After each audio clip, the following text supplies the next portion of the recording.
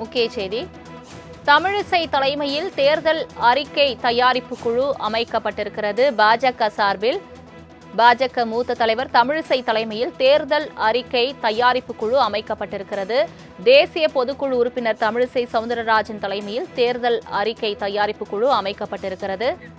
இத்தொடர்பான மேலும் விவரங்களை தருவதற்காக செய்தியாளர் ராஜேஷ் இணைப்பில் இருக்கிறார்.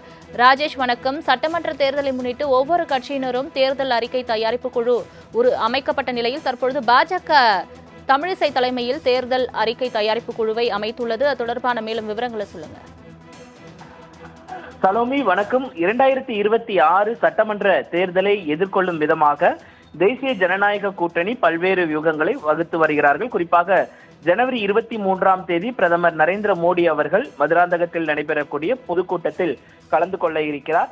இந்த நிலையில்தான் 2026 சட்டமன்ற தேர்தலில் தேர்தல் அறிக்கை தயாரிப்பு குழு என்பது பாஜக சார்பாக அமைக்கப்பட்டிருக்கிறது. ஏற்கனவே அதிமுக சார்பாக ஒரு குழு அமைக்கப்பட்டு அந்த குழு தமிழகம் முழுவதும் சென்று பல்வேறு தரப்பினரை பலதரப்பட்ட தரப்பினரையும் சந்தித்து அவர்களுடைய கோரிக்கைகள் என்ன என்பதை கேட்டறிந்து தங்களுடைய தேர்தல் அறிக்கையில் இடம்பெறுவதற்கான அந்த நடவடிக்கைகளை அதிமுக மேற்கொண்டிருந்தது. கடந்த எம்ஜிஆர் அவர்களுடைய பிறந்தநாள் அன்று 5 அறிவிப்புகளை அக்கட்சியினுடைய பொதுச் செயலாளர் எடப்பாடி கே பழனிசாமி அறிவித்திருந்தார். அதில் மிக முக்கியமாக மகளிருக்காக 2000 ரூபாய், அதே போல இலவச ஸ்கூட்டர், அனைவருக்கும் வீடு உள்ளிட்டவைகள் இடம்பெற்றிருந்தன.